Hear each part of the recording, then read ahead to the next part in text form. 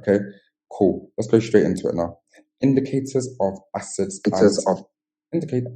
and alkalis by KayScience.com. Ooh, that's me. I made that video. Cool. When it comes to indicators, there's something called litmus paper. Now, if the solution is acidic, let me just refresh this. I skipped ahead way too fast and it's not loaded properly. There we go. When it comes to litmus paper is the easiest indicator to use, because if you have an acidic solution or an alkaline solution, they tend to be colorless. So these solutions are going to be colorless. The question is, how do you know which one is which? Now, litmus paper gives you the simplest indication of whether a solution is acidic or alkaline, because there's just one color change. So for example, if you have blue litmus paper and you put that blue litmus paper into an acid, does anybody know what the color change is? What is the color change if blue litmus paper goes into an acid? Red. Excellent. Good. This is key stage 3 stuff. This is the kind of stuff you learn when you're in year 7 or year 8. So blue litmus paper becomes red. Okay. Now, you can get a question, which I saw in an Edexcel paper recently, which ion causes a solution to be acidic? And you may get given choices potentially such as H+, H-, OH-, OH+. They can give you 4 ions where some of them are scientifically correct, some of them are scientifically potentially incorrect maybe. And, excuse me, you need to know what causes a solution to be acidic. The answer is always H+, okay? I cannot stress that enough, Halliganson. H+ is an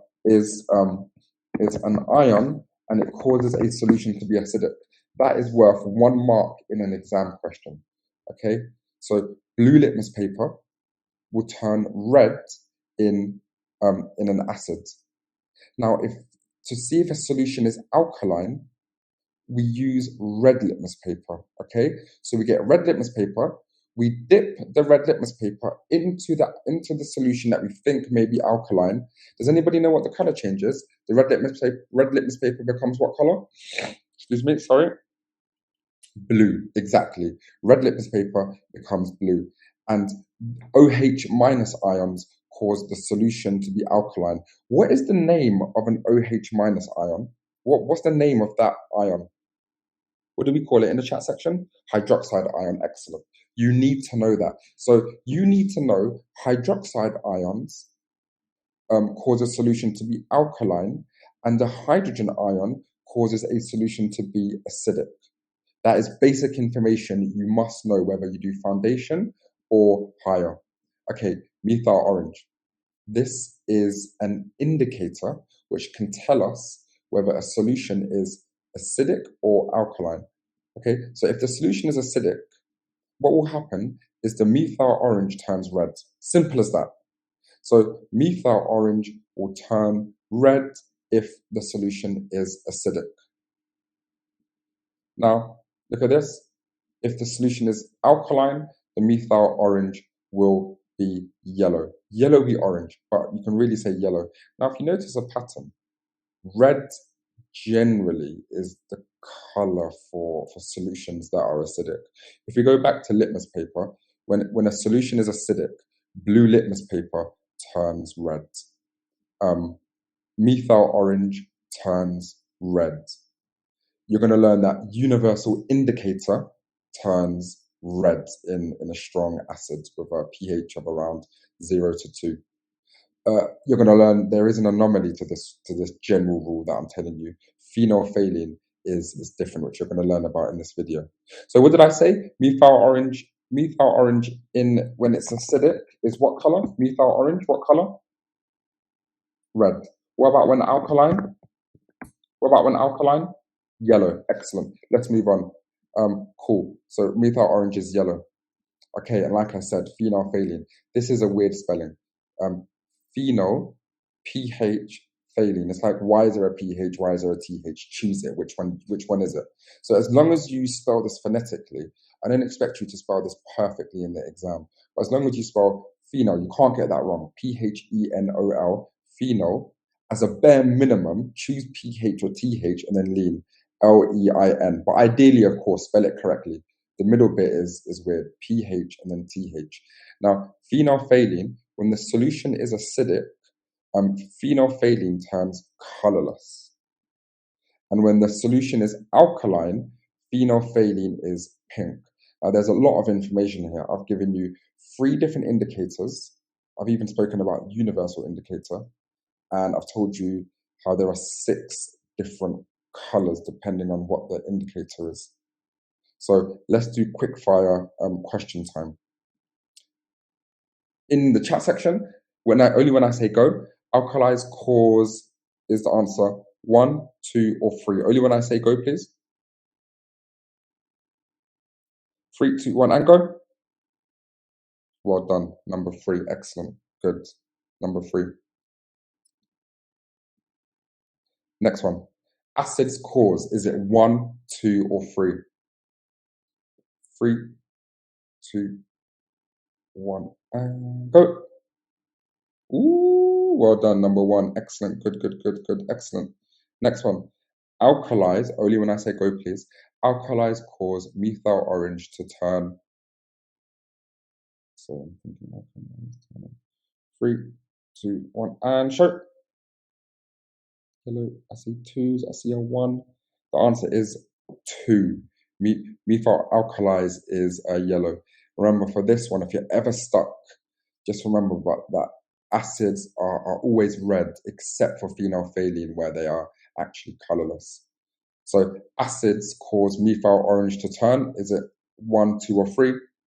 3, 2, 1, and show. Well done. 1. Excellent. Red. Good. And then phenolphthalein causes acids to be. Now this is the anomaly. This one is the anomaly. 3, 2, 1, and go. Well done. Colorless. Excellent. Good. Colorless. Good. Last one. This one's easy. It's going to be 2. Colorless. Of course it is, because it's not. Sorry. Pink. What am I saying? Pink.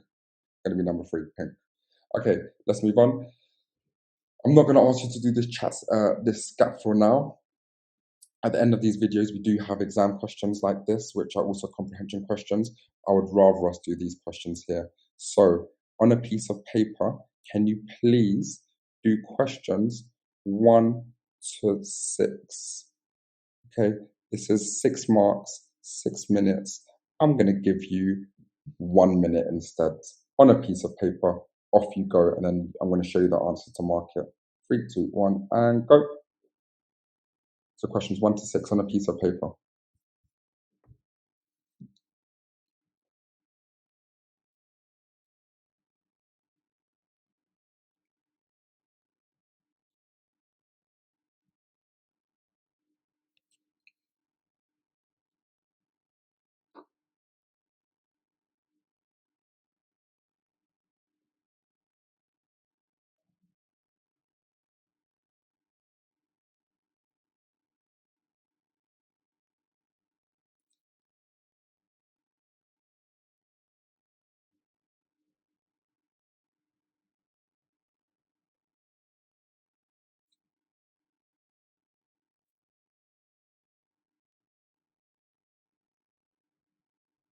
Ten seconds left.